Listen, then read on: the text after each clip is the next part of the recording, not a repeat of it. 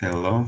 Hey, yeah, so here we are. We're going to do a interesting video actually, topic. We're going to be interacting with seems to be an increasingly popular idea, at least popular among Christians who are engaged with Islam.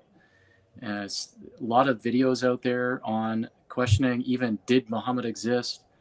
Was Mecca in Petra, that kind of stuff? Was there a Mecca in the 7th century?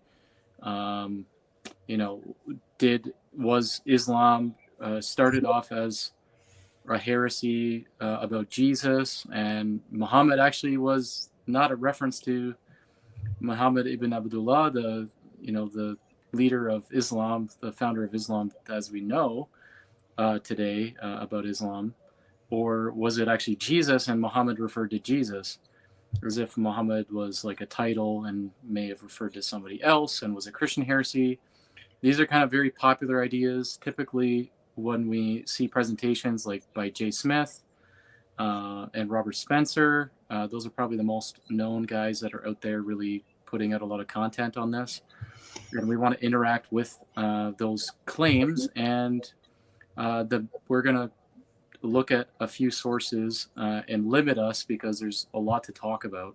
So we want to have kind of clarity on at least the main things that are typically talked about. So I don't know, Alex, you want to add into that why we're doing the video? Yeah, specifically a couple of weeks ago, I had a conversation with Jay Smith, and he suggested that we might look into that John Damascene or John of Damascus writings and bring some insight into that topic of did Muhammad exist? And here we are. We're gonna. It's brief It's very brief PowerPoint. That's as short as I can do. So both of us did it, and it's actually interesting because I had never looked at him before until like very recently in the last few months, maybe. Yeah. When it comes to interest in Islam, it's not typically what a Christian said. And he's in the he wrote in the 700s, right around 730. 730. Yeah, he's the earliest. So it's very early, but it's More, interesting. So more that's or less interesting. Yeah. complete, like big work, bigger work than. So it was kind of educational for us to look at this for ourselves. So go ahead, Alex. All right, so we're gonna show PowerPoint. All right, so we talk about, well, basically two big things. We'll talk about John Damascene on his heresies, and then we're gonna talk about the Dome of the Rock, the inscription of the Dome of the Rock. And so here's the first, examining John Damascene, his work. So first of all, we have to understand, like, he was born, let's say, 675, and he died 749 AD. The key dates we have to know: governor of Damascus during the Rashidun Caliphate, which is from 635 to 661, and Khalid ibn Walid, who actually conquered the Damascus. So he was the first governor. Then we have Abu Ubaidah ibn al-Jarrah, then Yazid, and then Muawiyah bin Abu Sufyan. Yeah, that's the same Sufyan who opposed Muhammad until the very end. So now it's an example how it's great and to join Muhammad even in a later stage.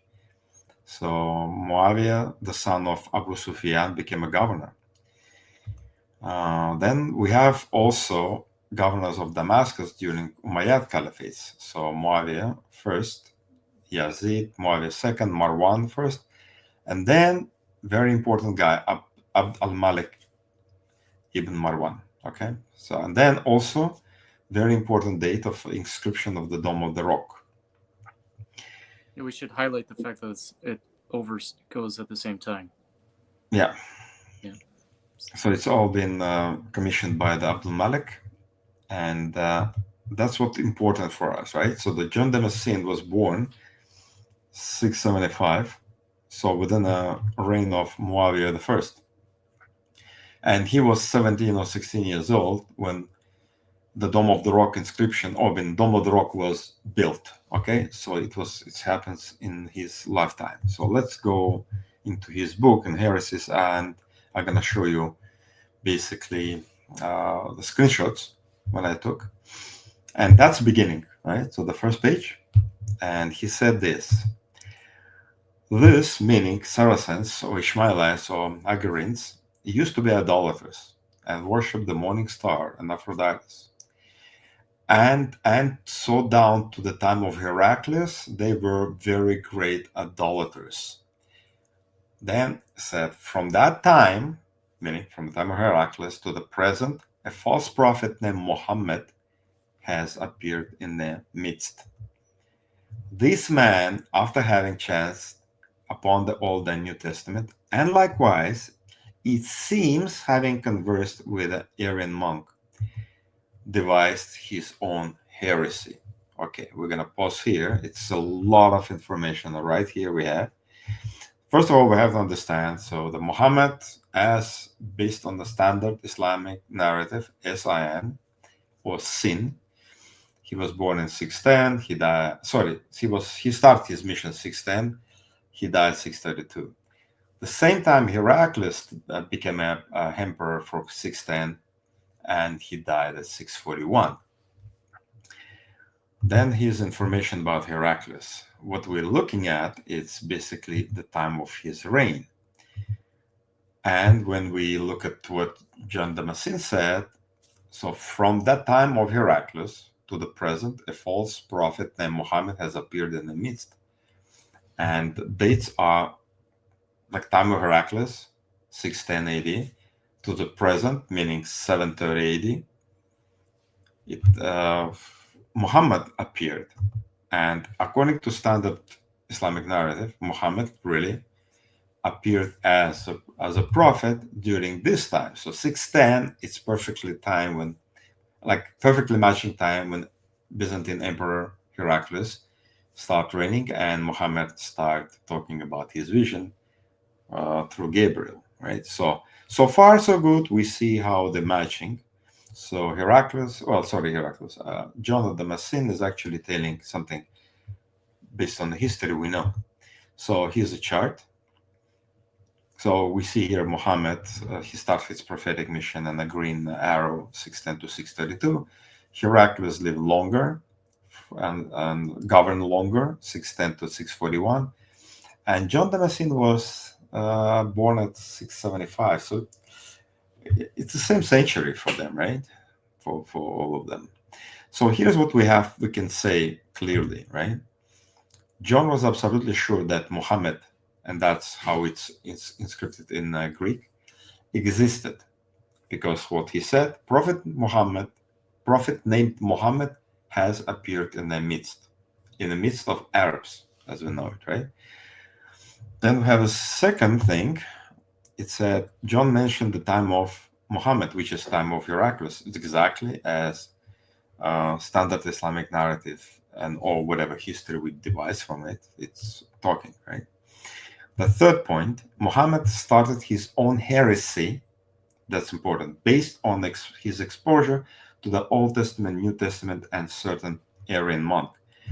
At this point, I'd like to talk about Daniel Janasic work on John of Damascus. And that's what he said here. Allegedly, because the Caliph imposed a rule that only Arabic speaking could hold the high office, all other Christians left his office of his helpers and whatever, right? So John's father and grandfather served under this Caliph. And it's been said that John himself was also taking, he was in a high-ranking position, but there's nothing mentioned about John served under Abdul Malik, and therefore cast suspicion on John's actual service under the Caliph. So we're not sure if he was holding the high position or not, but what we can say definitely, he was present when everything was happening, and he was in Damascus. So here's where we have situation. When he was 10 years old, even John, when Abdul Malik became a caliph. And he was 30 years old when Abdul Malik died. And he was 55 years old when he started writing his let's say, book or papers about Ishmaelites. And it's very important when I think it's John of Damascus was 17 years old when the Dome of the Rock was built with all inscriptions we're going to look at later on. So it's and built by basically, Abdul Malik, right? yeah. Yeah. And Abdul Malik built it, right? So It's kind of interesting. Also, you said that his father and his grandfather also served under the caliphate. So, I mean, that would definitely bring it back to more like actually even potentially into Muhammad's, according to the standard Islamic narrative at the time. grandfather for sure. Yeah, grandfather. Yeah. Yeah. And maybe you would think that John would be hearing about stuff from his for father sure. and grandfather Yeah. too. Yeah. And not only him. So I mean, we're talking about tons of Christians live there, right? Right. So they all witness all like capture of the city and eventually developing on this of Islam, so to speak, right? So the Abdul Malik, John of Damascus definitely should have say something which could be suspicious. Yeah, and I mean, he wrote about it. So if you're going to write about a heresy in your time, you're going to want to learn a little bit about it, right? So if you knew people who were closer to the inside and kind of were witnesses of things going on, wouldn't you talk to them or learn about it? Oh, absolutely. Right. Now, what's I think is very interesting is this slide when we have, like John continues, and he said, then having insinuated himself into the good graces of the people by show of seeming piety. So it means for me, it's a lot, right? He's talking about the Muhammad himself shows seeming piety. And I think it's basically John referring to the seerah or the mentioned certain acts of seeming piety by Muhammad. So it means stories about Muhammad being around John and they're all being good. So the Muhammad was good, Muhammad was great, he was generous, he was kind, and so on, right? So, and of course, as John being the critics of Islam, he doesn't want to include that part into his book. So I think it's kind of interesting. We were talking about it before that we did the video when we were talking about John. That he's like you could almost say he's the father of Christian apologetics dealing with Islam, and yes. He basically invented what we call the moral critique, critiquing Islam and Muhammad from a moral point of view. And so it's interesting that he would say that Muhammad basically he portrayed or insinuated himself as if he's seemingly pious. So it would seem like he's pious to many people. Oh, yeah. He wasn't, I guess you would say he's not so obvious that he's not that way. And then we're going to see that John also, he's going to highlight things that he thinks are not pious about him, or are not godly, or not virtuous about him. And that's kind of interesting to keep in mind as we were thinking about it, because it means that John's motive would be then to criticize him on anything that he would be able to get his hands on, essentially, because he doesn't want to portray him as actually pious, because he's saying he's only seemingly so.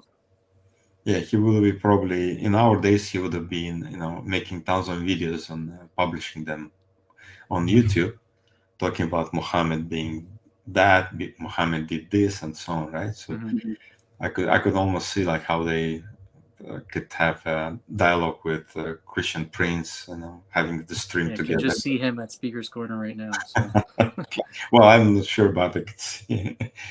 Well, maybe with the Hatun next to each other, right? But he spoke Greek, so. Oh, that's right. It's not going to be working well. But he knew Arabic, so Christian Prince could be one who could actually interact with him. All right. Okay, now I think we can just continue reading his very interesting part of his heresies. That's most interesting part. He gave out that a certain book had been sent down to him from heaven. So,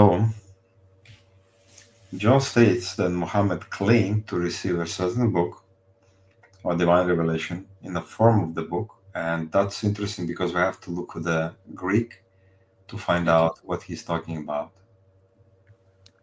Yeah, so you can see it uses the word graphe, which graphein is writing. But actually, there's another. So the phrase, and actually here, the translation we were using before, I think his name is Chase, is the older, like traditional original translation in English of John Damascus. And then this is from Daniel Janasic's book. He has a translation at the end of his book. And so it says, a book, which is graphein, had been sent down to him from heaven by God. And then it goes on to say that basically his teachings were inscribed in his book, Biblo, and it was handed down to them. So there are two words that are used for referring to his quote-unquote book, is graphein, writing, and biblo, which is book. It's specifically book. And it was handed down, and it had been sent down to him. In other words, it's complete. That's really interesting. Exactly. Let's move to another one. So he gave extra information, and he gave it to them, meaning to Saracen, Hagarenes, whatever, Arabs, Sure. as an object of veneration. So it means it's already, as you said, it's already been complete. Mm-hmm. Yeah. How do you venerate it as an object if it's not there? Yeah, it should be. If it's in the writings still, Yeah. in the process of development, there is no. Or if it was all oral, then you can't venerate it. Exactly, you have to venerate as an object, right? So it should be anywhere written somewhere. So John basically said it was actually written down as a book form, right? Graphen and Biblo. It's a really physical book, so not oral composition and transmitted by memory, right? So that's very interesting part. And let's now we're gonna play clip Jay Smith, what he's talking about, what he says about John Damascene. John of Damascus is so revealing. Read the Heresy of the Ishmaelites. And what has he said? This Muhammad, who has these weird beliefs in 4 books. Notice he mentions 4 books. The Quran is 1 book, isn't it? Actually, no, 116 books. Right. Sorry, 114 books. It's 114 books. But notice he names the books. The book of the cow, that's Surah 2 today. The book of the women, that's Surah 4 today. The book of the table, that's Surah 5 today. And the book of the camel, that's Surah nothing. There is no camel book. That's right, yeah. And the Quran is not made up of 4 books. It's made up of 114 of them. Why in the world are there only 4 in 730?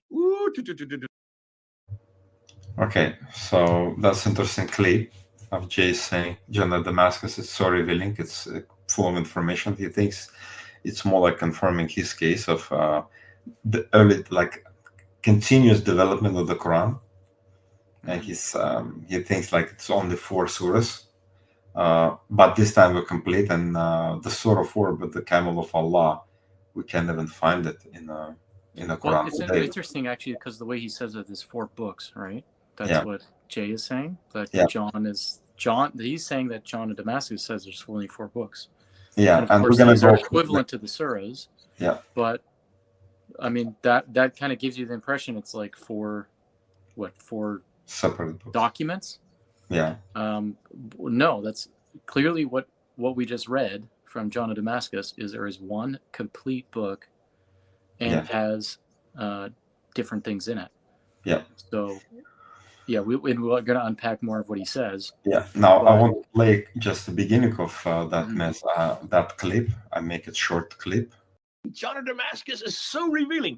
Read the Heresy of the Ishmaelites. Yeah, and that's amazing advice he gave us. Yeah, we should read it. We should It's a read good that. idea to read it. Yeah, and he told me in a private conversation that I should read it. So let's read, and that's a page. Let's highlight what's most important. Okay, as has been revealed, this Muhammad wrote many ridiculous books, to each one of them of which he has set the title. For example, there is a one book on woman, and so on and so on, right? So that's very interesting part. Of course, it's not books. It's what's in Greek. What's the word? Yeah, so I'll read you Damascus' translation of that's 2 sentences. This Muhammad, as it has been related, composed many absurd stories, so not books. And in fact, it looks like the Greek word for that is leirodias, which is, I think, the term for stories there being translated. Okay. And Chase, the other older translation, does translate it as books, but it's not the word biblo and it's not graphe there. And it says, so he composed many absurd stories and gave a title for each one. For example, there is the writing on woman. Okay, so, and the writing is hegraphe. Hegraphe. Okay, so we have it already twice. Hegraphe, once biblo, and this time it's a kind of story, right? Yeah, and you can kind of think like writing. Well, the writing is a little bit more ambiguous, right? You could use it for different kinds of things. It might be in a codex book form, but we do have that term used earlier, the biblo, which is also used in the Qur'an. So that's for the book that he had. Yeah. Yeah. And our Bible consists of many chapters with names. So Quran has also chapters with names. So if we're gonna forget about all the numbers and everything, like verse numbers, just so people aren't confused, when you say chapters with names, you mean the different books in the Bible, right? Yeah. Yeah. Like book of I don't know, Job. Yeah, sure. Or Jonah. So they are different books, different names. So, yeah, and so one sense we can say the Bible is one book, but it's also 66 books. Yeah. You know, yeah. And then the names are on the books in the Bible. Exactly. They are distinct documents and have been collected. But in that way, it's similar for the Quran. According to the standard Islamic narrative, they're essentially different units that are collected and put together. And each of those units it's not like a separate, isn't necessarily written many years apart like you have biblical books, but it still has a title on each one of them. So that's the sense that you're meaning, right? That's kind of more similar to book in the Bible. So his mistake somehow Jay made that he didn't say, the John of Damascus didn't say it was 4 chapters only, or surahs, let's say, the way we understand today.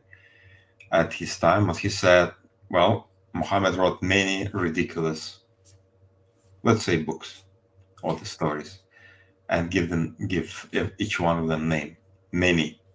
So yeah, it's interesting that he doesn't say, like Jay said, he says there's 4, but he says there's, for example. So he's not saying it's limited to 4. He used the word many. Yeah. And then he said, for example, he gave example only of the 4 of them. Because I probably wouldn't describe 4 as many.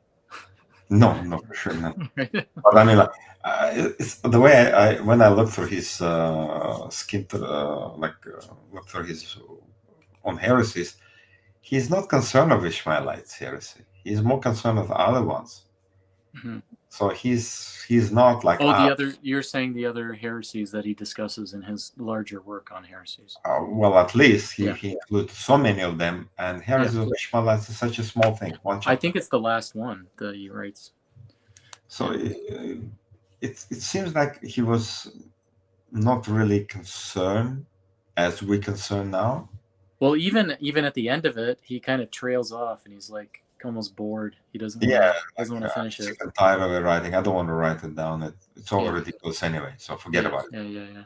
Little did he know that it will not be. It Right. will continue until 21st century, right? The second largest religion in the world. Yeah, second largest. I think if you get hindsight of that, he will be probably writing books about Islam. Yeah, and he probably could not have believed it if somebody told him. Oh, for sure, because that's Ishmaelite heresy. It will go. Well, actually, at the same time, I mean, it had expanded so far already, so maybe it's not so surprising. Yeah. Now that's what's very interesting here in his entire book. In the entire work on Ishmaelite heresy, he mentioned several surahs. No, it's more than 4 for sure. So we see the cow, the woman, table, and ambiguous camel of Allah. But also we read the story of Zayd and Zainab, which is Surah 33. Miriam, sister of Harun, it is Surah 19. And drinking alcohol prohibited, basically Surah 5, but it's mentioned in 4 different surahs. So just to clarify, the first 4 that are listed are the examples he gives by name. Yes. These are that's where Jay is getting the idea that he only says there's 4 surahs that make up the Quran at the time, but he's just giving 4 examples of, units of text, the surahs or books in the book.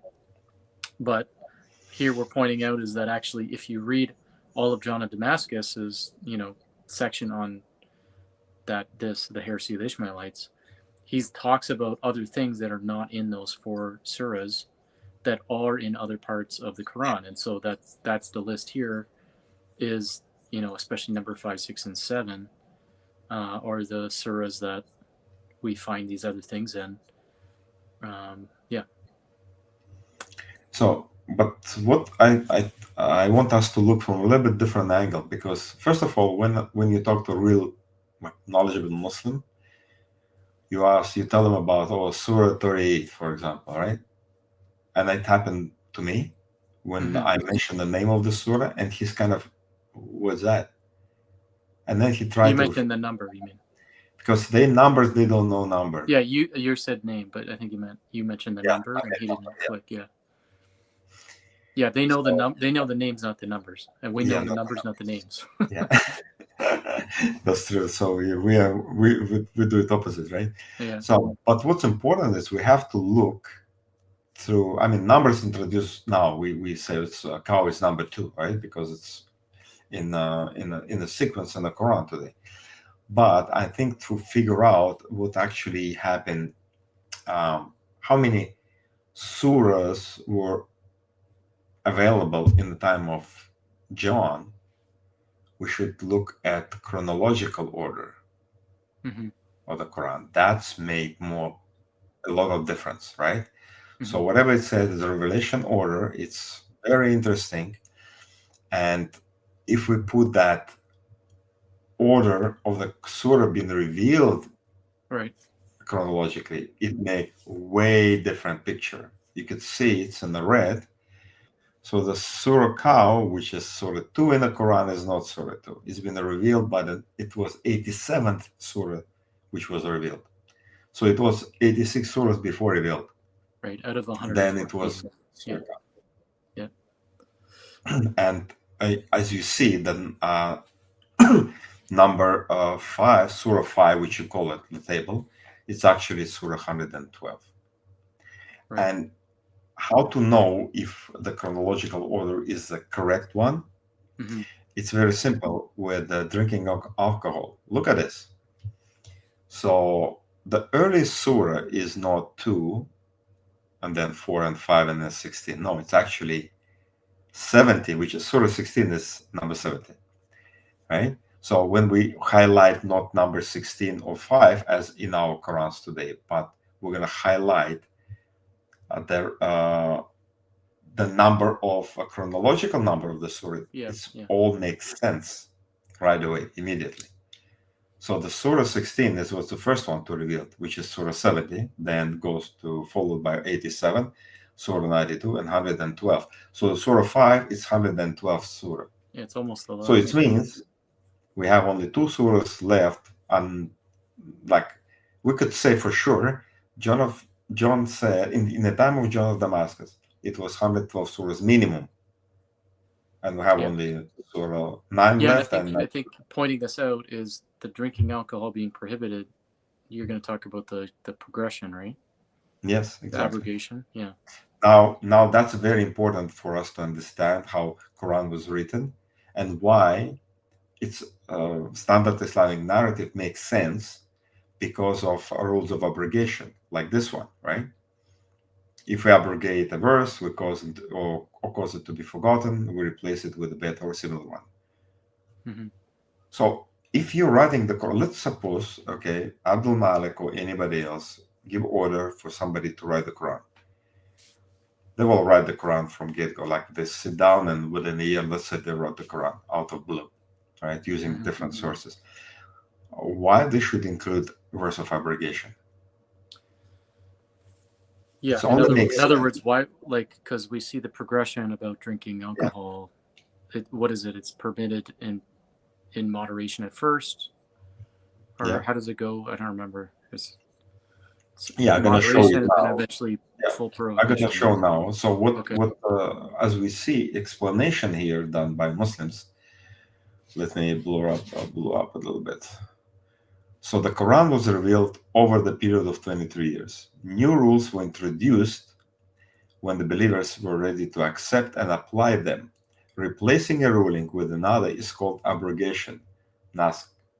For example, alcohol consumption was forbidden over 3 stages, Surah 2, Surah 4, and 5, respectively.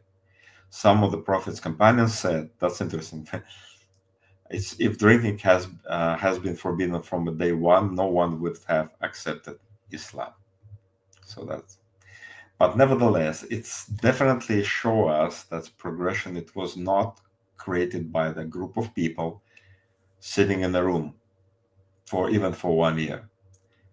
It's more likely it was Muhammad's what are called quote-unquote revelation over a period of time. Yeah. Can we say it's 23 years? Why not? I have no problem or no reason to deny the standard Islamic narrative at this point, because abrogation, it's right there. So something had changed over the period of time, and the rule became more harsher and harsher towards alcohol until finally Surah 112 almost to the end of his life, right? Mm-hmm. Was revealed in Medina. Yeah, and so John of Damascus, he's only what does he refer to? He only refers to full prohibition, right? Exactly. So he's referring to the last stage. Yeah, I couldn't believe it was first. Let's say somebody wrote the surah about full prohibition, and then later on start writing something about relaxing standard, like saying, okay, it's okay to drink, but not too much, right? Right. So it doesn't make sense, because we see now the Muslims still believe it's completely prohibited. Oh yeah. So there's no doubts about it. The Muslims, and John said they just completely, they don't drink alcohol. It's prohibited. Mm-hmm. So there is no way to go reverse engineering, let's say. Well, and you would expect, like, if it was the other order, like, let's say hypothetically, it was the other order, you would find at least some interpretive tradition somewhere that would go in that direction, but it never goes in that direction. Exactly. So it goes against, like, to the harsher from more lax one. It's almost like Windows, I don't know, 7, and then they have upgrades, and then they have another upgrade, and then another upgrade, and now you were like Windows 10 or 11 coming, right? Mm-hmm.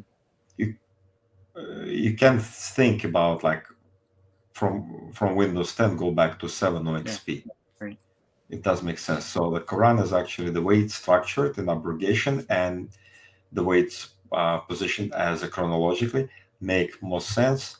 And I believe that and actually I want to show that these verses of drinking to make a point why it became like in the beginning it was kind of easy and then it became harsh, and it's proving the point then the Quran was complete and has 114 surahs, as John mentioned, in the form of the book given to venerate, right?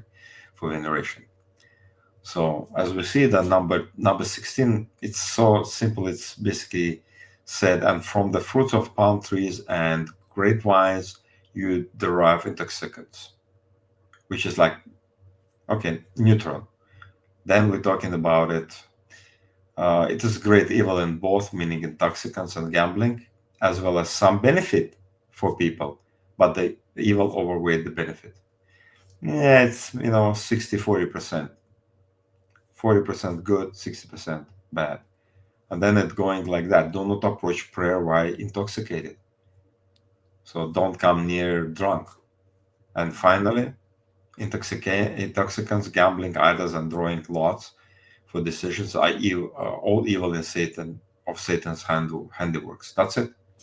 No more drinking, for sure. So, saying again, I'm going to repeat again. So, by having the Surah 5 in common order, or the table, twice mentioned in the drinking of alcohol and generally as a Surah name, by name table, we could say that for sure 112 surahs been already in circulation and no development further after John. So most likely has entire 114 surahs. Okay, so that's end of that argument, but we're going to go through something else for the Sirah. How we do know if, let's say, we talk about the Quran being most likely complete by the time of John of Damascus, but what about stories of Muhammad? What about the Hadith? What about something which we know, Sahih al-Bukhari or Sirat Rasulullah by Ibn Hisham or Ibn Sa'd? So that basically people say, well, we don't have anything written until 11th century, 16th centuries, whatever, right? And Jay said, well, we don't know if even Sahih Bukhari existed, and if it was 250 years too late, so we can rely on it. It's also like maybe we'll do another video talking about this in more depth, but I think that point is just, it doesn't make any sense from my point of view, because it seems like he's very clearly using a double standard, and he's confusing a manuscript with composition. Yeah. Original composition, original authorship. You can have a manuscript way after the original authorship that doesn't tell you that, it was only written when we have the earliest manuscript. No, obviously it was written before. If we did that, I mean, we don't have the original manuscripts of a biblical text either. Or Josephus, for example. Or Josephus, right? Or virtually tons of things. For the vast majority of things from ancient times, unless it's carved into a rock and we found the rock, right? Or in a pottery shard or something. But otherwise, basically, it's a copy, or a copy of a copy of a copy, whatever. So, and generally we can check, especially when you have more manuscripts, you can weigh out how reliable it has been transmitted. But we don't date it being originating from the earliest date for a manuscript. That's just the earliest manuscript. So it seems like to say that the Bukhari didn't exist or whatever, like Sahih Bukhari, or trying to date the Quran. I mean, even if we only had manuscripts in the 8th century or 9th century or something, which arguably we have much earlier than that. But even if we did, that doesn't tell us that it didn't exist before. We just have, that's a physical thing that we have then. Okay. That's right. But let's read what John said in his work. Okay, so I believe he mentions several incidents from the Sirah, which is biography of Muhammad. For example, this is interesting one. It's very short. Okay, he's talking about accusation done by the Saracens or Ishmaelites thrown at Christians, then talking about Christ being Word of God, right? So interesting what John said. He says that, meaning Muhammad, that there is a one God, creator of all things, who has neither been begotten nor has begotten. He says that the Christ is the Word of God and His Spirit, but a creature and servant, and that He was begotten without seed of Mary, the sister of Moses and Aaron. Okay, so this is amazing stuff because it gives us very deep insight into the not only Quran but the Sirah, because definitely we have Quran message in Surah 19, which talk about sister of Harun or Aaron. Mhm. It's clearly referring to Mary, a mother of Jesus. But also it tells us, in my opinion, the way John said it is almost like, I don't know, like making fun of it, right? Yeah, of course. It's a typical argument that Christians use all the time. And it's very interesting. If you know, this argument goes back to Muhammad himself. So this argument been used against Muslims for 1400 years and been answered by 1400 years. And here's what we have on the sunnah.com. It says, when I came, meaning with the Muslim, Shuba, came to Najran, they, Christians of Najran, asked me, oh, you read Sister of Harun in the Quran, whereas Moses was born much before Jesus. When I came back to Allah's messenger and asked him about that, thereupon he said, the people of old age used to give names of the persons after the names of apostle and pious persons who have gone before them. So simple answer. But what it tells us, it means the Quran, Surah 19 of the Quran, which is what number? It's 97, I think, in order, chronological Surah order. 19? Yeah, Surah 19. I have it in my. No, it's early, actually, I think. Huh? I think it's an early one. Early? Maybe it's early. For some reason, I had 12 in my head. I could be wrong. But yeah, it's interesting that when this Mikhira Shuba went to Najran in the time of Prophet Muhammad, the Christians there already heard about the Quran, that specific passage. And they accused him as like, oh, if you read Sister of Harun in the Quran where Moses was born much before Jesus. And this Sahabi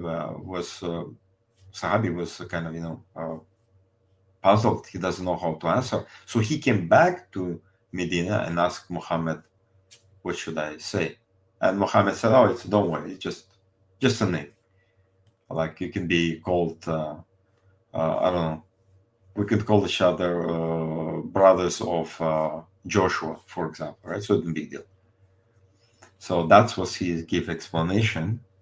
And it tells me this surah been already in circulation in the time of Muhammad, and people around Muhammad were questioning his, let's say, how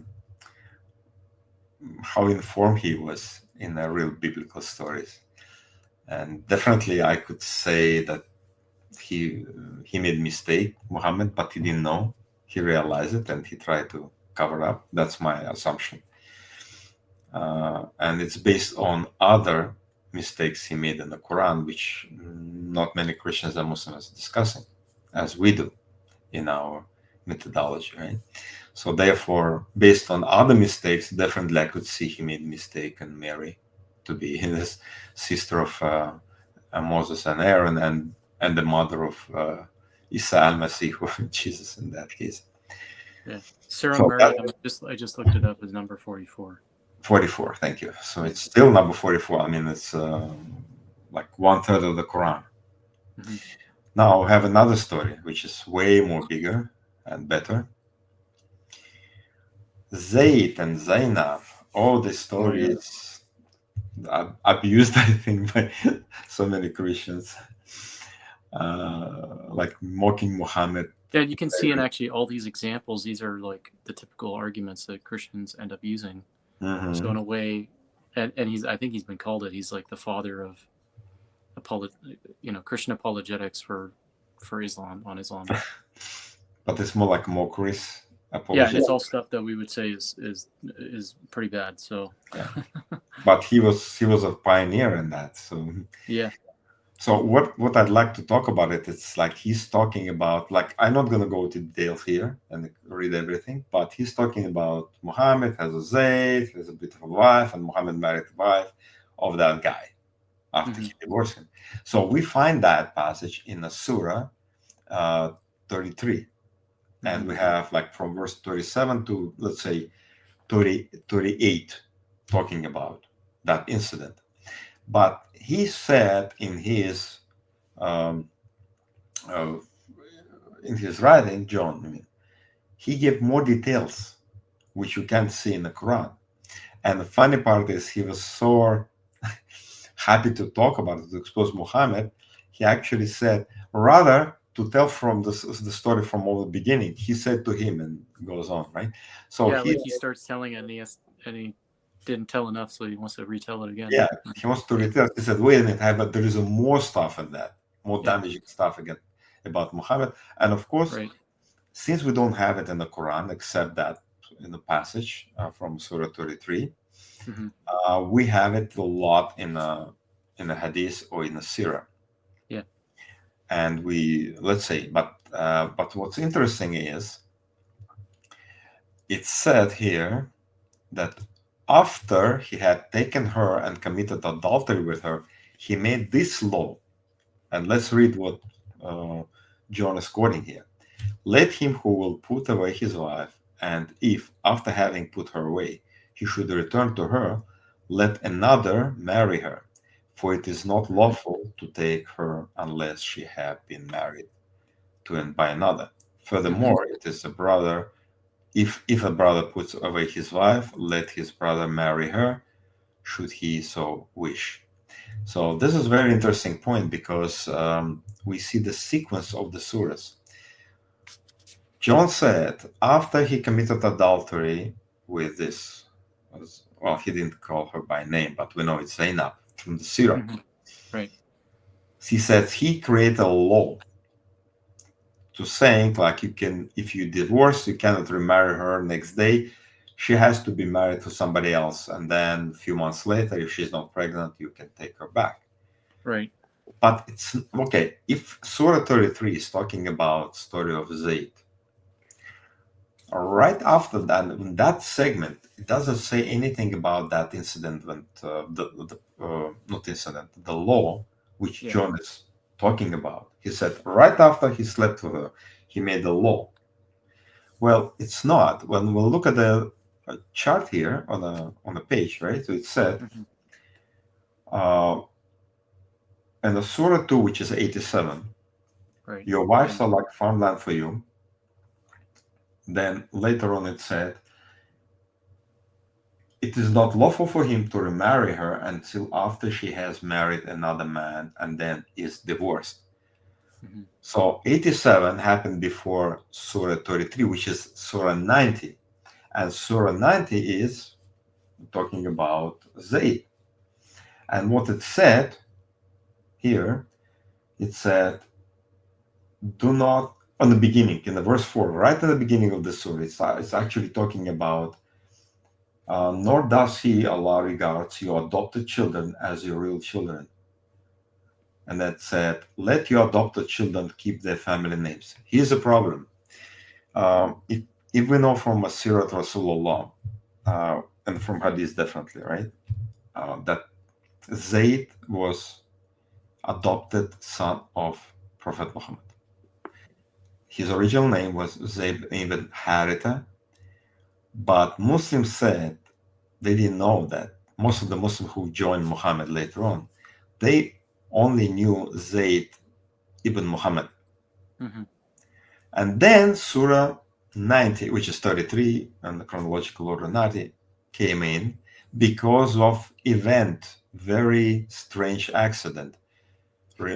Divorce of Zayd and Zainab, and Right. Muhammad married Zainab, and Arabs around him saying, polytheists, and even probably Muslims say, like, Muhammad, what are you doing? It's unheard of. And then, of course, Surah came, Surah 33, which is 90, said, oh, he does not regard your adopted children as your real children, so let your adopted children keep the family names. Mhm. And then in the 33 verses later, it said about incident when Zainab and Zayd get divorced because Muhammad saw Zainab and almost undressed, and she saw his desire. And then, of course, Allah came to help Muhammad. And he gave the verse, so it's okay. And Zayd divorced his wife and gave it to his former father, adopted father, father who adopted him, and Muhammad married Zainab. So we see it in the reverse here. So John saying that after incident of Surah 33, which is Surah 90, there happened a ruling of Surah 2, which is 87, which cannot be because of chronological order. And he neglected this. And interesting, because he never said about anything about the adopted son. Right. So that's a problem. And I think for his me, friend, right? yeah, it's interesting, right? So he called himself, he said Zayd, friend of Muhammad. Mhm. So, and I was wondering, how come John, who was like really highly critical of the person Muhammad, who called him all bad names, whatever he could get, right? Right. He tried to destroy his reputation, even saying he was a pious man. He was seemingly pious man, Yeah. missing this amazing opportunity. Yeah, and as you said, he retells the stories. Like he can't. He needs to tell you more of the story because it's so bad in his mind, right? Yeah. So he should tell you worse information that or things that he thinks are worse, right? But he doesn't because I guess he maybe didn't remember it well enough. Or, well, he never heard it, because I think this stuff could be remembered from the beginning. I mean, this is big. This is huge. Yeah. It's actually, even now I know Muslims who live in Islam, nominal Muslims who live in Islam based on that information. Right. So it is extremely uncomfortable. It is extremely embarrassing story. Of course, Muslims have they explain it out what's going on, but they have to explain a mile and mile, right? It's not easy for them, and Yeah. That maybe it's because he heard an apologetic, softening of it, yeah, or I do think it's probably just a memory issue because it's very easy for. I even think that probably happened to me early on when I heard it. yeah, I probably, you hear a lot of information about him when you're hearing about the Sira, and you remember, okay, well, in my mind, I might think that's really bad, and I'm not, we're not here to make that argument, but essentially just talking about what John is saying. Yeah, but like if you might forget what was the relationship again? Okay, I remember that he did something like he took basically taking somebody else's wife that he knew, and the definitely the uncharitable way to read it is to say that he orchestrated to get her, and it was driven by his lust and everything, which is what John is saying. So you can kind of imagine that, and then kind of forget what was the relationship that he broke up again, and how was he related? But in the essence, then it's seen as still adultery, which is what John sees it as. He describes it as adultery.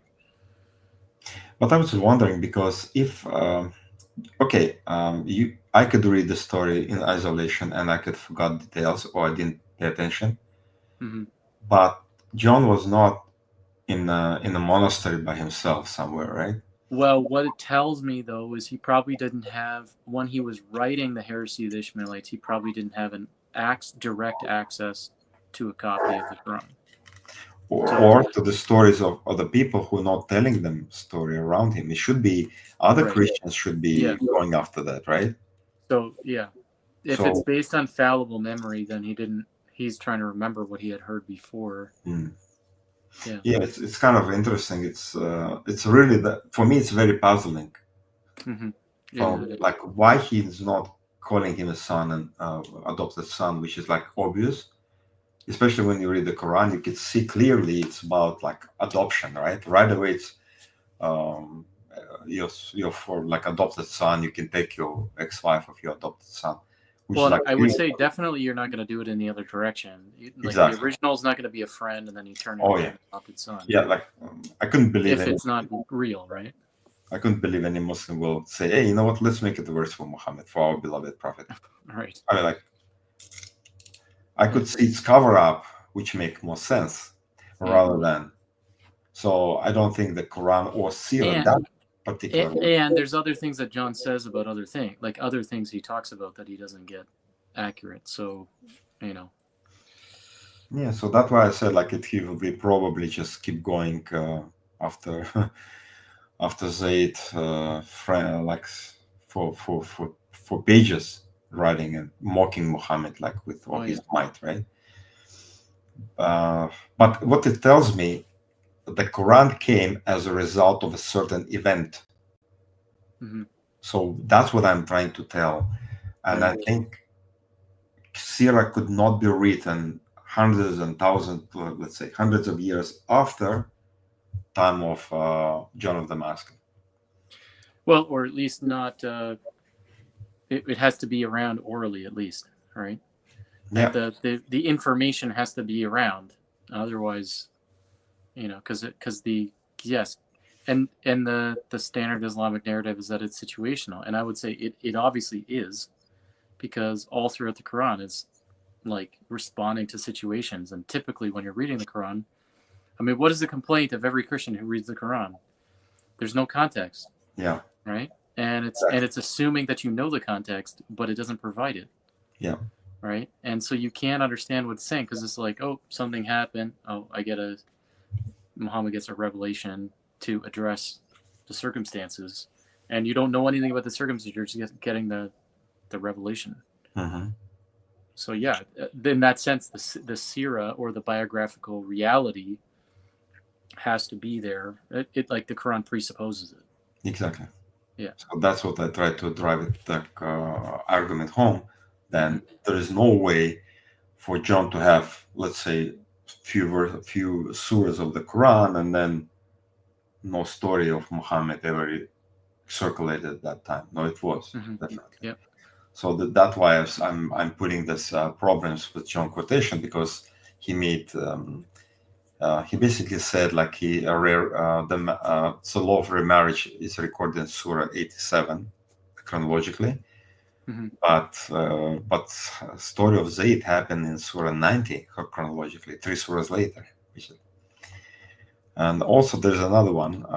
Remember I said it was he said in the same book, which is Surah 33, right? It gives such precept as work the land which God has given thee and beautify it. And basically it is quotation for your wife is like a farmland for you, but it's a Surah 87, not 97. So we see like John is loosely quoting and attributing the wrong passage in the wrong surah. So maybe you're right. It's like he was already away from Damascus. He didn't have any access to the Quran, to the Holy Quran. And I wonder if Arabic Quran were able, like, if any Arab will hand out the Quran to non-Arab, right? No Muslim. I mean, maybe John might have been able to get one because of his stature as like a theologian, but I just mean in general. But maybe what I'm thinking, it's like right now we have access to the Quran, anything on our computers and the books. In the time of John or time of Muhammad, I think it just, you have to wash your hands in order to get Oh, it, yeah. right? I don't think the Jews will allow any Gentile to come and grab the Torah scroll. Oh, definitely not. So You the actually Muslim, can't. You're not supposed to even touch it when you read it. You have okay. a yod, which is a Oh, little that's right. stick. Yes. Yeah, Yeah. it's a stick. So same way, maybe Muslims at that time, for centuries, who knows, they handled the Quran. So you cannot just have, you can't just say, "Oh, give me Quran, I'm gonna read. If I'm Arabic speaking, I'm gonna read the Quran." No, no, no. You don't touch it with your dirty hands. Right. So that might be a reason Could why be. John is relying on his memory, what he heard from whatever, from the pulpits in the mosque, if he's ever been in the mosque during the prayer time. Mhm. We don't know. So we don't know what he knows about the Quran, if the Quran as a book were not readily available for Christians to read and Mhm. decipher, Mhm. except what they heard from the Muslims who said something to them, or they hear the preaching of the imam or mullah that, and they just happened to be in that area. So maybe that was a reason for John to be so inaccurate, let's say. At the same time, he had to have read it or some of it, because when he says in the same book, that suggests to me that he's actually read something, not that he's just heard it. Somebody told him did somebody telling you teachings of the Quran, or Okay. like somebody who tells you the teachings of the Bible and just tells you some things doesn't. You're not going to necessarily be able to say, "Oh, that's from the same book as the other thing." No, Well, it's somebody interesting. told me some information, right? Now, let's say if we're gonna say about, if I say to you, you never read the Bible, or I never read the Bible, somebody come to me and said about story of marriage of Moses Mm-hmm. and marriage of Jacob, and if they say it's from the same book or from different book of the Torah, will I remember details? I got to probably think it's maybe the same book, maybe it's next book after that. Doesn't really matter Yeah, unless you read it, then you'd know it. if you If you unless you read it, if you know. Yeah, but Anyway, obviously, yeah, okay. so we can go on for the another one, which is another big issue: the camel of God. The camel of God. This is like, it's something about. I just read a little bit here, and when there is a book of the camel of God about this camel, he said that there was a camel from God, and that she drank the whole river and could not pass through the two mountains because there's no room enough, and keep going, and eventually she get killed by these wicked people, and these wicked people being destroyed by God, by Allah. And John went on and on, tried to refute that claim, making ridiculous, not kind of ridicule that. Okay. And he said, "Well, what do you think? So you will go to paradise, you're going to drink all the water. And when you enter paradise, you will be like, have no water left. What are you going to do?" So, and honestly, unfortunately, he spent a lot of time on talking about something which I'd rather not have him talk about, but something else. Yeah, it's a waste of time. Yeah, so he just wastes time and ink and the paper. I think it was, at that time, it was still a valuable resource. So here's a story here. The problem with the camel of Allah. Definitely, there is no camel of Allah as a name of the surah. Mm-hmm. But it mentioned in the Surah 7, which is 39 in the sequence, Surah 11, 52, Surah 26, 47, and Surah 91, which is 26. So here's a problem because there is no such name, as I said, Surah by name of the camel of Allah. So And does that mean, like Jay and others will say, it means the Quran must have been in a different form and it has a different surah that we don't have in now? Yeah, but it's interesting because he gives details about this camel Mm-hmm. of Allah, which we can find in any of the surahs. Mm-hmm. But we find it in the history of Al-Tabari. And I just read part of it, and it's talking about some of the event which John mentioned, but Quran didn't mention. So again, we have to say that John is actually quoting not so much of the Quran but the Sirah or Hadith. Right. So it means Hadith and Sirah, which is basically the same thing. It's a series compilation of the Hadith in timely order about Muhammad, right? So it's been already developed, at least some part of it. Well, and if we take the standard narrative, then the claim is that there were so many of these, hadith, so narrations, but then also stories of other things, in things like that end up in something like Al-Tabari. So if those writings that like Al-Tabari and Ibn Ishaq's Sir Rasulullah, if those things are written even long after some of it long after John, that means if it's actually true, then according to the standard narrative, then it has to be floating around, right? People have to be talking about it, sharing about it. Yeah. If it can actually be transmitted and make its way over that time. So we should expect that if there's that much floating around, you should hear about some of it. Yeah, and we have a lot of hadith which is repeat itself with giving slightly different details.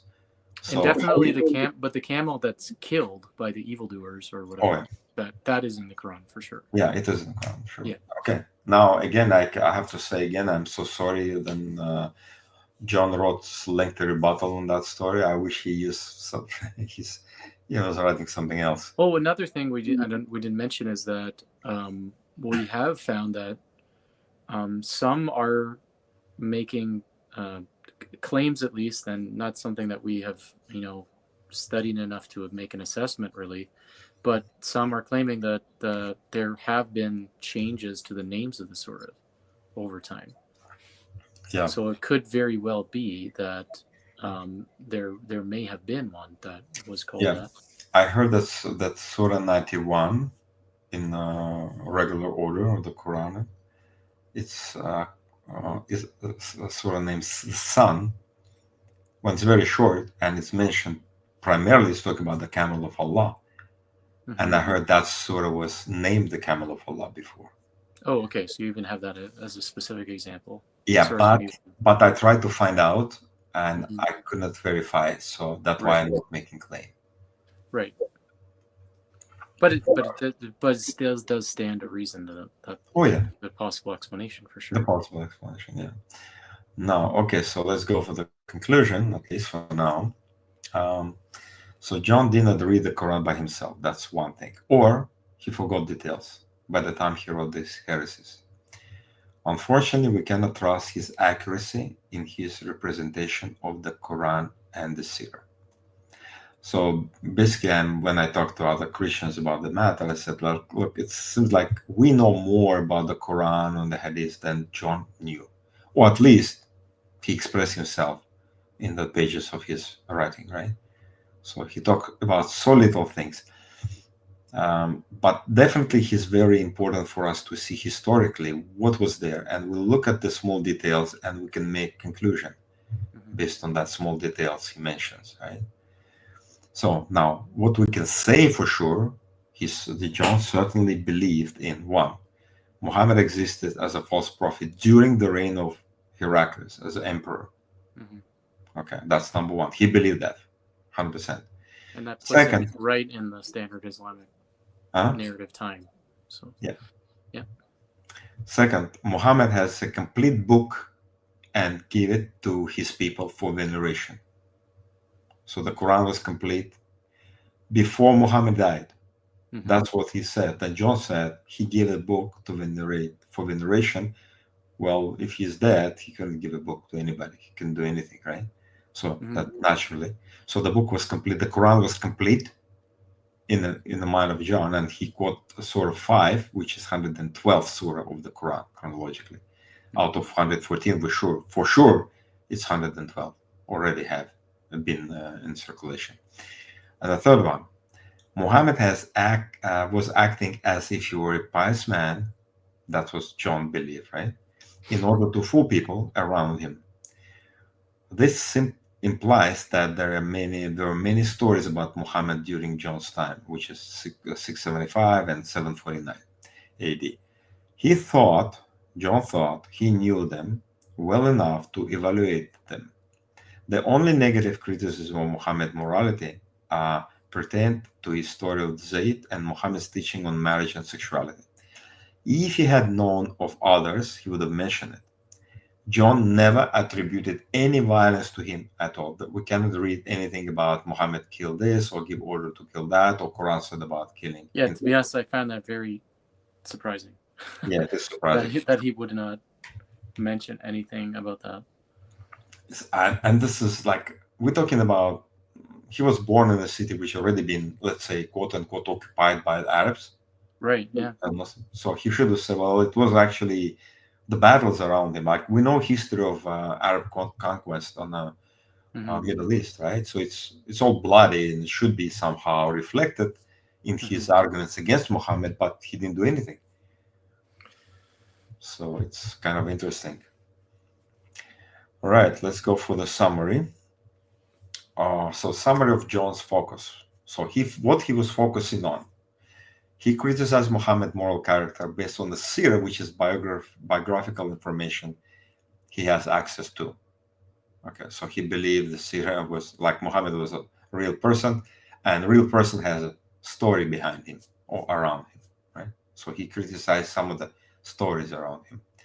Second, he defended against the Quranic teaching opposed to the Trinity and the sonship of Jesus and the cross veneration. Of course, we didn't talk about it because it's kind of irrelevant. And unfortunately, this is something like a lot of Christians doing now, as also they try to defend the biblical values when Muslims accusing them in something like that, like sonship of Christ or Trinity. Right. And it's taking a lot of time, which could be spent on something way better. And number three, he said he ridiculed specific stories from the Quran as illogical, like the camel of Allah, for example, or Mary, sister of Harun, right? Yeah. And they're sort of partly Quran, partly not. Yeah, definitely. And also, in my opinion, I think it's in our opinion, he spent time focusing on non-essential topics. Yeah. So, by saying that conclusion, like semi-conclusion, is John's writing continues to inspire, unfortunately, many Christian apologists to criticize Muhammad in his style, in John's style. His approach represents what we call the moral critique. And now we're going to play several clips by our favorite apologists, and we're going to talk about it after. Yeah, well, maybe just to preface it, we don't approve of necessarily how things are go on in the videos. So, but it's important that we actually show stuff and talk about it, and we're gonna, offer some of our own criticism. Exactly. Okay, so your book, your latest book, contains different accounts about Muhammad, and from that you are kind of asking, can this be the Prophet of Islam whom Muslims put their faith on, and can we trust these accounts, correct?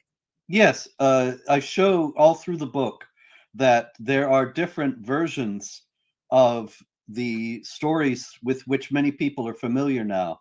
A lot of people think, well, why would I need to read another biography of Muhammad? I already know he was a warlord, he was a killer, he was a pedophile, all these things that are well established now and are mainstream among people who have looked into this. Now look and see what she did with Muhammad, and notice what she is saying about Muhammad. I have to follow the teachings of this man. Dangerous. If I become a Muslim, I have to follow the teachings of this man. Dangerous. If I become a Muslim, I have to follow the teachings of this man.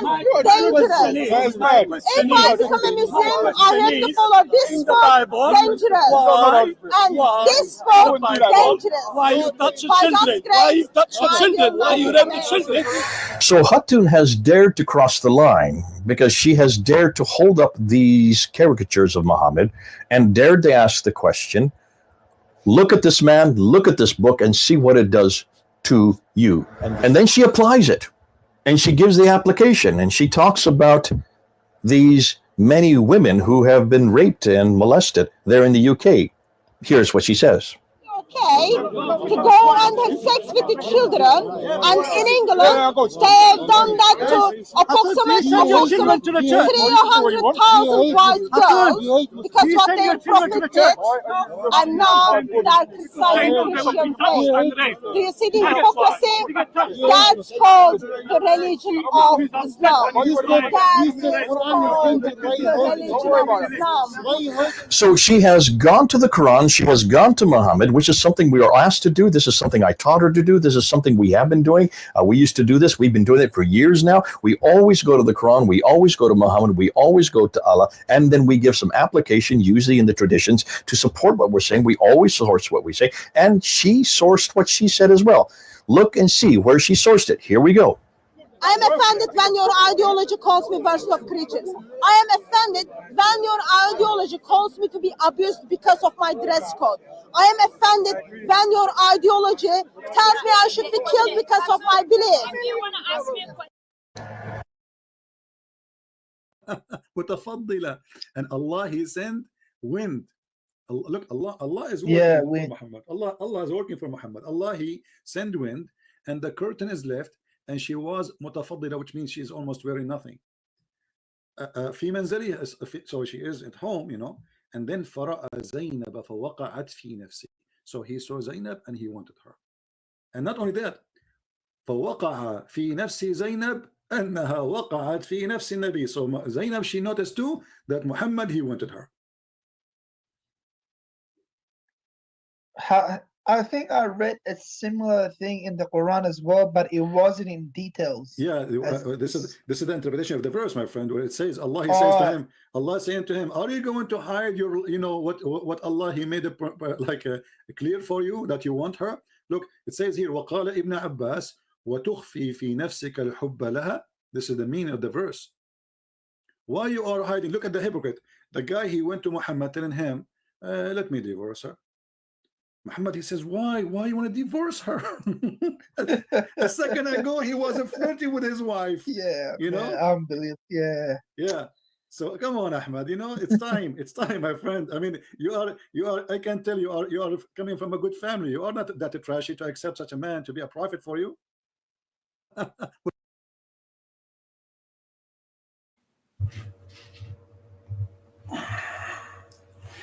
Okay, so that's interesting. Now we know how, like, John inspired even today critics of Islam, like Christian even some of the same arguments, like using the same arguments exactly about Zayd and Zainab. Robert Spencer, he said, it's common knowledge that Muhammad was what, pedophile, he was a warlord, and so on, right?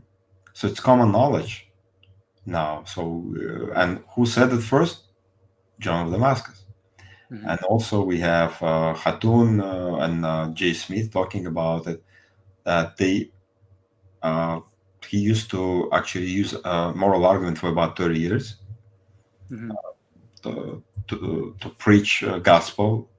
Okay, so in that case, but what happened is now I'm going to show you the clip later on. Then Jay basically abandoned this idea, and that's why idea of Muhammad never exists is coming up, because he said, I don't want to do the criticism of Muhammad anymore, and he said Muhammad never existed. So that's his position.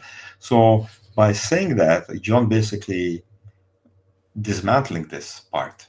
Like he said, I don't want to do that. What John of Damascus said, I want to abandon him. And let's hear another clip when he said clearly about it.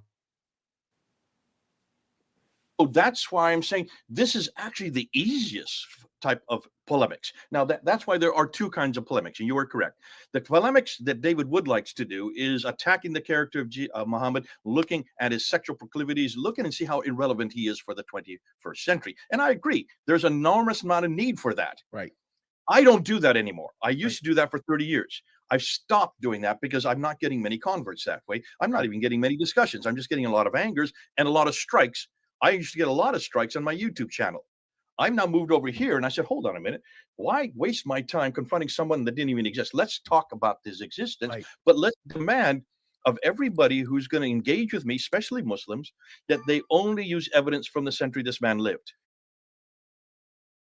So now, after we hear like Jay saying basically he abandoned the idea of criticizing Muhammad, and we could see like 4 points now he's not talking about. He's not using. He's not. He doesn't want to take being inspired by the John's approach of criticizing morality of Muhammad. But now we're talking about number 5, because John said he confirmed that the Quran was complete by Muhammad himself during his lifetime. Mm-hmm. And this of the absolute prohibition of wine proves it, because there's abrogate verses found in the Quran about drinking. Mm-hmm. So we talk about. So now, and he said that Muhammad was in the time of Hercules and everything. Like, yeah. So and now Jay basically said, I want to just I don't want to believe that what John is saying here. So basically, Jay completely abandoned the arguments of the John and the conclusion or beliefs of the John about all 5 main points. Yeah, like all 5 points. Now the final video.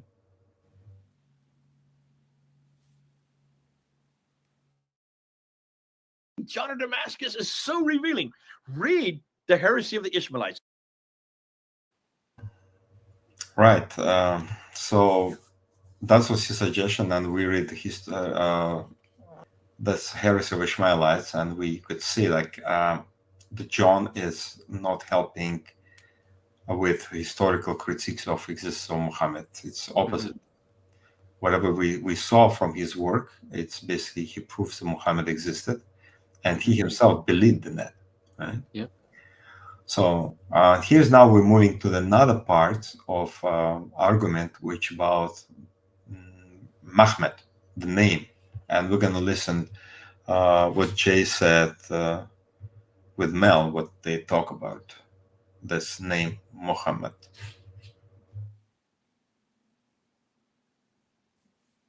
Just MHMD, Muhammad. This is a title, not a person, though it's a title of people, applied to people. Let me repeat that. This is a title. Mel, back me up on this. Is this true? It is. It is absolutely. It only became a name much later, centuries later. Once we have a prophet of Arabia in the mythology, then it becomes a name. So hold on. What am I talking about? What are Mel and I talking about? Here's what I mean. We made this video, and until I started reviewing, I realized the problem. We're just not explaining ourselves well. Yeah, I could concur. It's kind of strange, right? When somebody first time hears that, it's kind of like, what are you talking about? And he's talking about actually, and I'm gonna put on the screen the word Muhammad, Hebrew word Muhammad. So Mel and sorry, before you get into the terms and the term in the Bible, so essentially, it sounds like he's saying Muhammad really is Muhammad, and Muhammad. Okay, however we say the word, the name or the term is actually not really a name. It's a title, and it can be used of somebody else, and there wasn't necessarily, in fact, in his view. Well, I guess it wasn't Muhammad ibn Abdullah, specifically the person who's identified as the prophet in Islam. It's referring to somebody else. Well, it's basically a desirable thing, Muhammad. Right. So the term in Hebrew, Muhammad, and Muslims use this argument all the time. It's actually really shocking to me that he would use this argument, because it's like honestly, I think it's like one of the dumbest arguments you could ever make that Muslims make, right? And they keep saying, oh well, Mahmadim, in Song of Solomon 5:16, the altogether desirable or lovely, and Oh, see, Mahmadim sounds like Muhammad. So therefore, it's a prophecy of Muhammad. Yeah. When it's not a prophecy, it's not even like it's nothing to do with it. It's a love poem. Yeah. So looking at the term, so you wanted to look at the term and how it's used even all throughout the Hebrew Bible. And yeah, and applied to the text specifically, right? Right. So I'm still wondering why Muslims still using it, and like not everybody. Some abandon it, but some. But still even more baffling is why Jay would pick it up after it has been so soundly refuted. I know. I don't know, 20,000 times. Okay, let's see. As actually, it's been mentioned in the Hebrew Bible 13 times.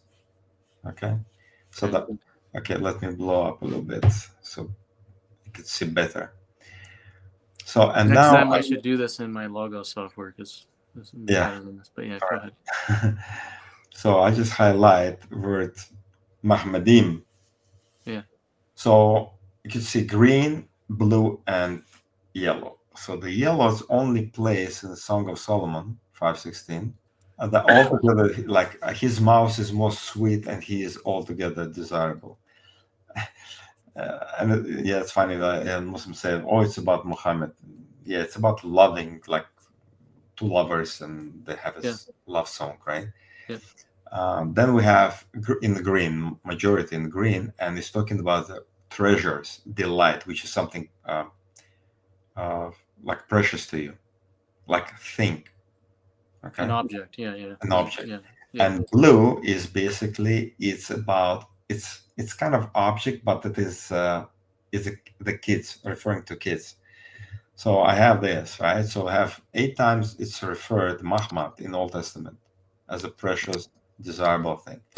4 times it refers to the children who've been taken in captivity or killed. And only 1 time is referred to the lover of the Song of Solomon, or Song of Solomon. There is no one even it's referred to Mashiach or Messiah. Not even one? Come on. I know. Yeah. Well, so surprising. You know what happened? I think it's Saint Ambrose and others. I'm not sure. Yeah. They start using allegory. As a matter of fact, in those centuries, we're talking about like 4th, 5th, 6th centuries. I think even up today, some priests or like Catholics or whatever, right? So they use a lot of allegories. And the allegorical interpretation that was a common thing among many of the church fathers. Mm-hmm. And I remember, we were trying to look this up a little bit, but we kind of we would love it if somebody could provide us references. But basically, there was claims. I think it was mainly by Mel and videos with Jay, when he was talking about Muhammad and basically saying that there were some church fathers, one of them being Ambrose, who used the name or used the title Muhammad as a messianic title referring to Jesus, and even that it was the case in the Song of Solomon, and I guess other places. So now we can't find anything like that. The only thing that we can find, which is the obvious thing, is that some church fathers use the allegorical method when it came to the Song of Songs or Song of Solomon, and nothing where else. You've got a love poem and it represents Christ and the church, okay, for Christians. And there's a similar thing that rabbinical Jews do but they will say it's God and Israel, okay? It's a collective, like it's a representation. It's more symbolic or it's allegorical. Fine. Now I don't think it's a fine interpretation. It's a wrong interpretation. That's not how you interpret the Bible. So it's not even legitimate. But so how can you appeal to this as if it's like right? But also it's not specifically using the term. It's just we're just talking about the general idea of these representations and allegory in the book of Song of Songs, like among the church fathers. We haven't found any example where they actually say Mahmud or Muhammad or Mahmud or whatever form of the name you want to give. We haven't seen that. as representing, in this allegory. So if somebody can show us a specific use and reference, that'd be great to see, and then we can interact with it. And also, there's another issue that Jay is bringing. He said it's not Mahmad, it's Mahmet. A T instead of a D. Yeah. Yeah. Which is strange because you saw, like in Arab, in Greek, is actually D. Yeah, in John of Damascus, using the Greek is Mamad. So it's and actually even the H. I'm not sure about this. I want to get input from people who know Greek more. I mean, I did study a little bit, but there is an accent over the alpha. The alpha. In Patrologia Graeca, when I looked it up, which is like an older form of, collection of the writings, and it provided the Greek and the Latin for John of Damascus. In the Greek, the term, it looked like the accent was a rough breathing mark, which would mean you would have an H sound. But whenever I've seen it, it's always on the first letter of a word over a vowel, and you pronounce it before the vowel. So, like if you have the word Haas, right, Omicron sigma over the Omicron, the O sound, the short O sound, you might have a rough breathing mark, and it would be Haas.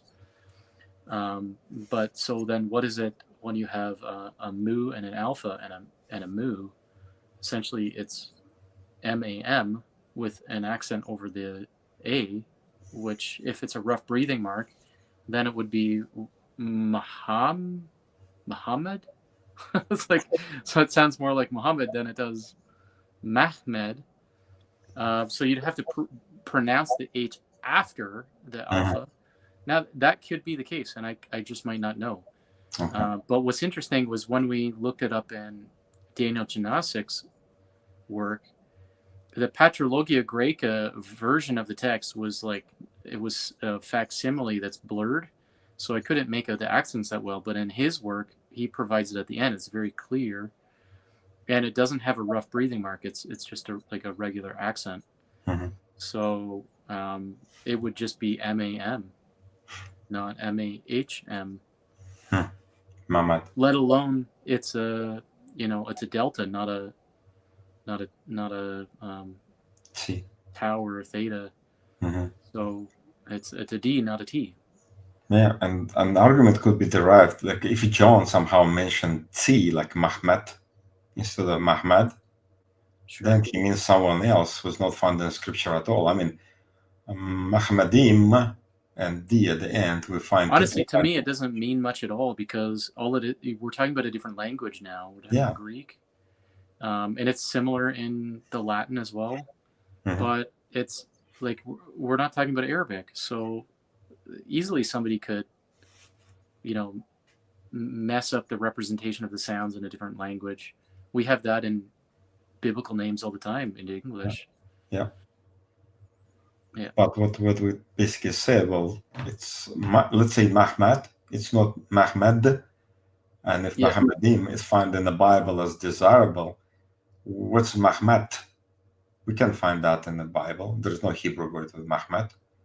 So it means he's talking about the person, not the if he's using the T instead of, if J is using the T instead of the D, then how do you make the argument from the biblical word Mahmadim?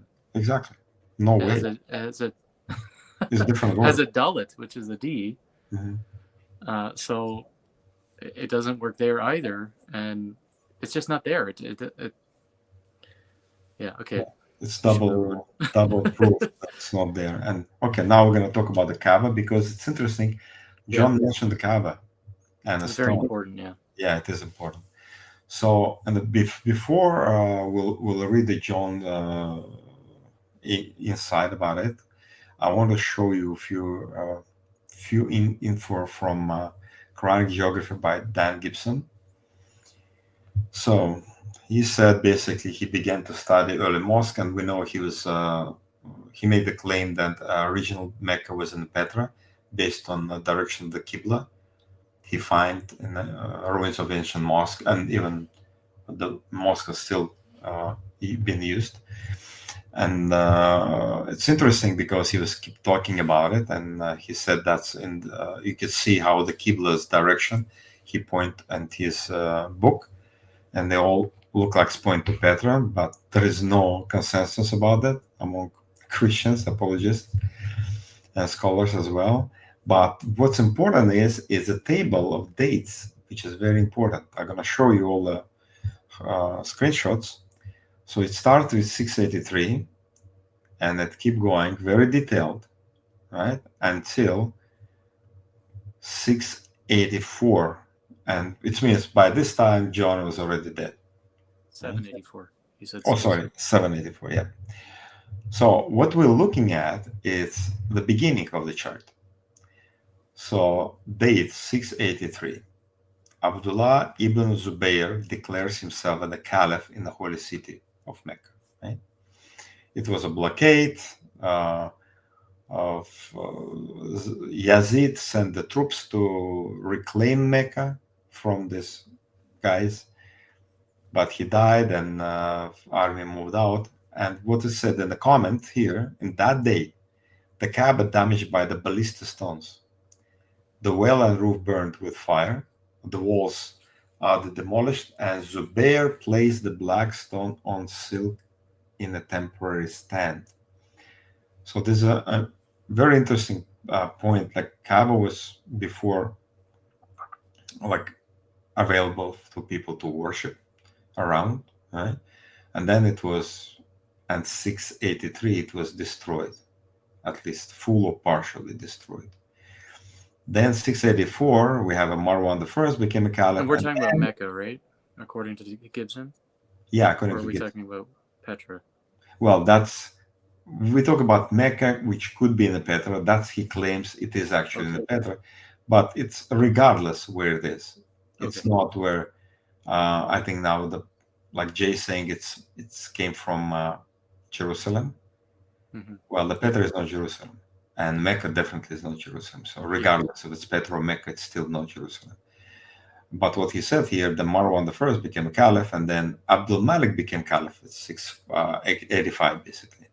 And that's interesting. At 685, Abdullah ibn Zubayr claims he find the foundation stones that Abraham laid of the real Kaaba, and that's why he said no location mentioned. That's mean maybe it's in the Petra or it's in Mecca now. So did Zubayr build a new Kaaba in Mecca this year?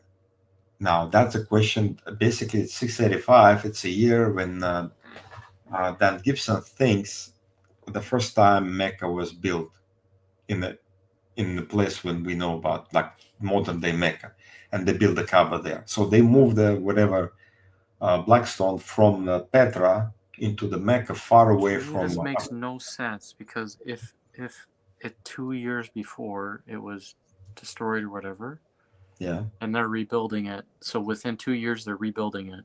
Yeah, are people not going to know that they moved it like that's interesting. 1,000 miles or whatever? Yeah. So he said basically like 63 HD, Anno Hijra, Medina and Mecca became involved in the rebellion against Damascus. So that's what we have. And the holy places of Mecca were just totally destroyed. So we're talking about the massive civil war. So this information we know. How come we don't know another information? As you said, why nobody mentioned it was moved? Right. Right. But what we focus on the dates and John, how old was John when it happens? So first of all, go back to our first slide. So when 685, Abdul Malik became a caliph. At that time, John was 10 years old. 7 years later, in Jerusalem, the Dome of the Rock was built with inscriptions, which we're going to come soon and to read it.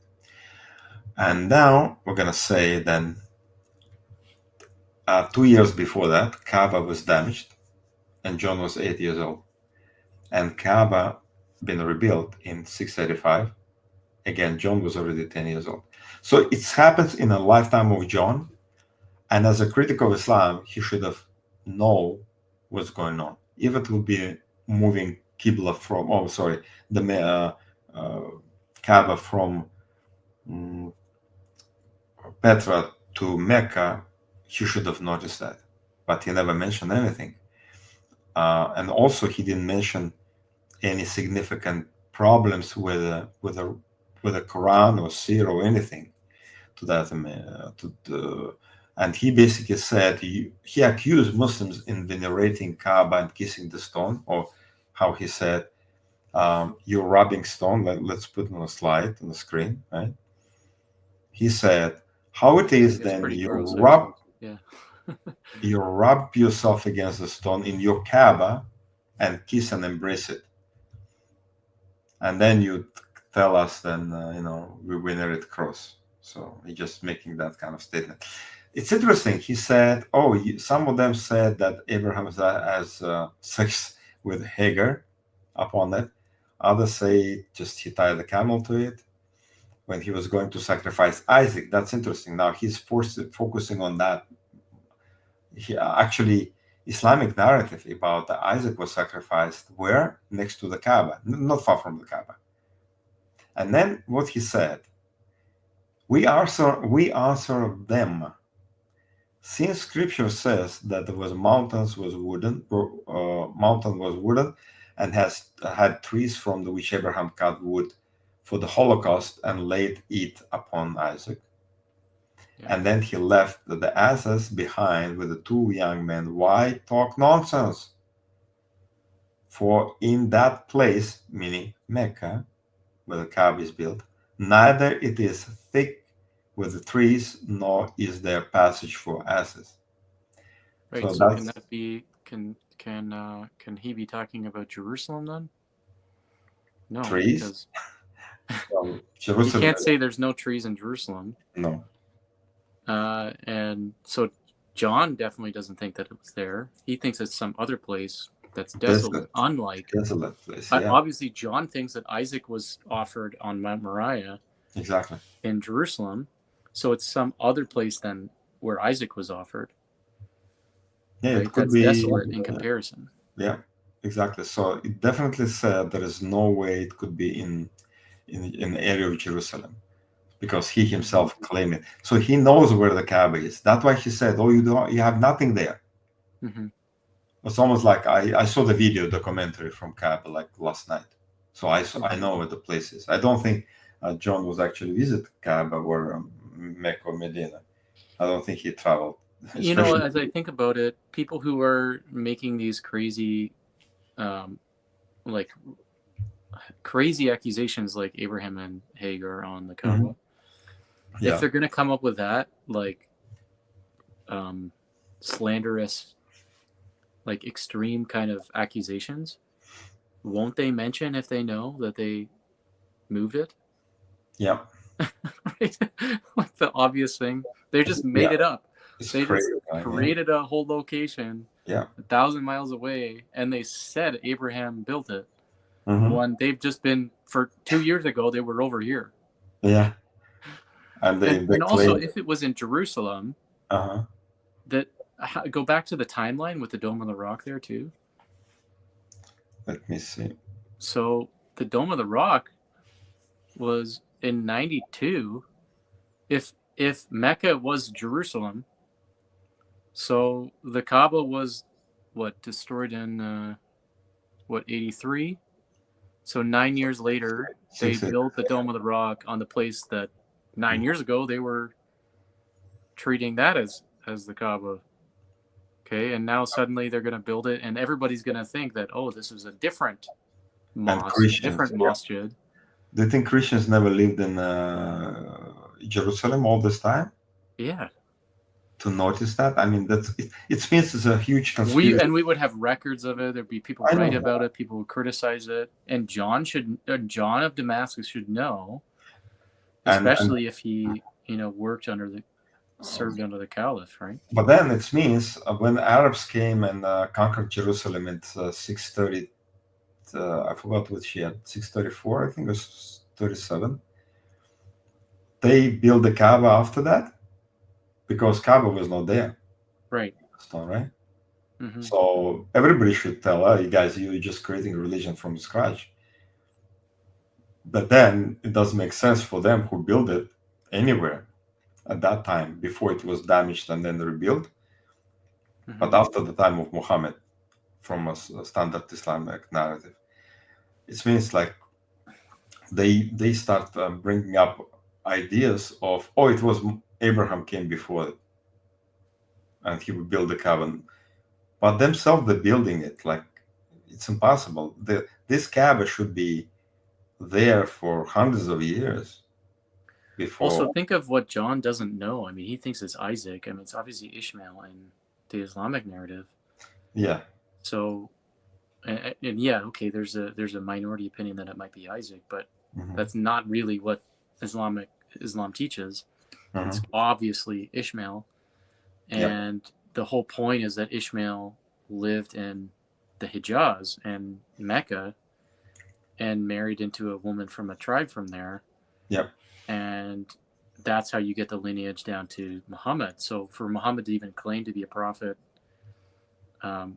he needs to be descended from Abraham and through Ishmael instead of Isaac, because he's not from Isaac. So that's his only candidate. And so how is he going to get that down there? Well, it has to be Abraham brought Ishmael down there, and that's the main story. One of the main issues that we focus on when we talk to Muslims, that story. So John doesn't know that story, as seems like no Christian apologist understands that story either, or knows about it, which is shocking because it's like the most foundational issue. Yeah. Okay, so and also like let's go back to our now we're gonna move to the second part. We finish very brief examination of on heresies of John Damascene. Now we talk about inscriptions of the dome on the dome of the rock. Okay, that's a picture what we have now, and of course Robert Spencer. He popularized the idea that Muhammad never existed, and Dome of the Rock has inscription which predates Quran, kind of, because it's not accurate. So the quotation is taken from his book, and I'm glad because he put everything in details, like what was written, where exactly, on which portion, it's inscription inside, outside, right? So we could basically see and he basically said this from which surah is taken. Right. The first we see in the name of God, the merciful, compassionate, and so on. It's conflation of 61, surah 61, 64:1 and 57:2. And the next line is complete surah 33:56.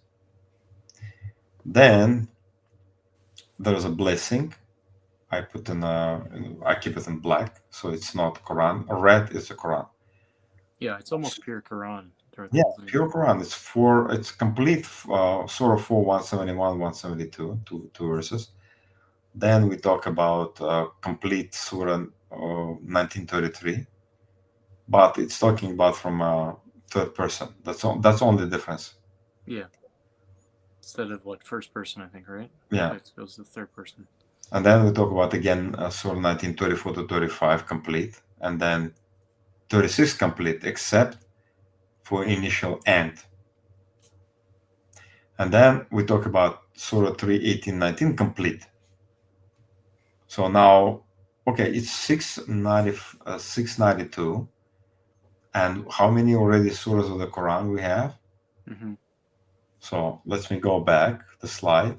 So we have Surah 64, 57, 33, 4, 19, 3. Then we have 112 Surah complete. Then we have just Shahada. I should mention actually 112. We should have added that on to John of Damascus too, because he had that as well. Yeah. With the neither begets nor. That's right. Yeah. That's another. You're right. Yeah. Anyway. then another 17 complete, except then and say, and then completion of Shahada, and then blessing, and it's keep going, right? Yeah. Confession 61, 64:1, 57:2. Then have a blessing, then have a Shahada, then blessing again, And foundational notice. It's odd, but like a two years off. Would we see it? It said like the servant of God, Abd Allah, the Imam al-Mamun, or the commander of the faithful, built the dome of the year 270, which is 694 somehow. So we have discrepancy here. And basically it said, when I read this passage from inscription, I cannot see. Okay, even so, it's not exactly 100% from the Quran, but it doesn't mention that it's from the Quran. It's simply quoting passages and have maybe liberty of changing it just for the purpose of people to read it and understand the way it is. I don't see it's like malicious desire to do something to damage the Quran, or as indication of the Quran was somewhat different. No. So I cannot say that. So it's, and plus, let's go back and not go back, just move forward and see how many surahs been mentioned. Well, just before you say that, yeah, I think possibly the discrepancy in the year, I don't know, could be a lunar year issue. Mm-hmm. Right. So when you add up that many years, maybe there's a little bit of a difference of a 1 year or something. And then you get 1 year depending on how you count the year when you begin the year. Okay. Those kind of issues happen a lot in the Old Testament as well. That's right. Yeah. How you count the year. So it's probably explainable. Mm-hmm. But we can move on. That's a good on. idea. Okay. So how many surahs did Dom the Rock mention? 3, 4, 17, 19, 33, 57, 64, which is 89, 97, 50, 44, 90, 94, and 102. So, and the final note for our lecture, long lecture today, is then, okay, suppose that Abdul Malik invented Muhammad and he ordered people to write, probably scholars, not the shepherds on the field, like it should be scholars who will be writing the Quran. In that case, we cannot reason that the name Muhammad or Muhammad in the Quran refers to Messiah, noted once, because Abdul Malik already forged a fake story of Muhammad. So he already decided to create a new religion, a new prophet by the name of Muhammad for whatever reason. Let's say, okay, you're waiting for the blessed one. Here it is, our blessed one. So you have to accept our blessed one, and he created the story. So of course he will be thinking about, as you write in the Quran, not about Christ, but a new guy, introducing the new prophet, definitely. Also, the person Isa al-Masih of the Quran is not Muhammad. We can see clearly from the Quran, right? Therefore, on the Abdul Malik. Before we go into therefore, I think let's expand on that a little bit, because I know for the sake of time it's hard, but because we're already long. Yeah. But we could actually spend a long time on that point. And the reason this needs to be stated is because we have seen things like in some of the videos, Jay and maybe Mel, and on Al Fadi's channel and stuff, they'll basically they went through, I forget which video it was. They went through all the references to Muhammad in the Quran, okay, and they tried to say, "Oh, that can be Jesus," mm-hmm. which is crazy because there's no way it can be Jesus. I mean, Muhammad can have how many wives, mm-hmm. right?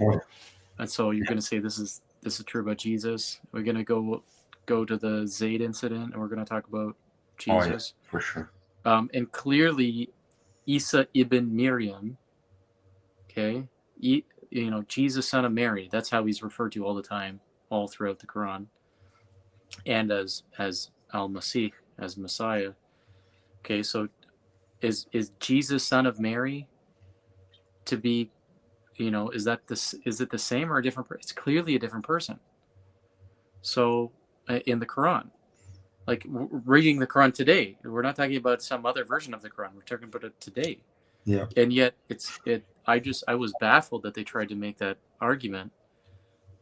So yeah, it's very clear the way that we have it, very much so. If we're going to use the whole Quran and we can just say, okay, well, that's very clear that they're talking about different people. Yeah.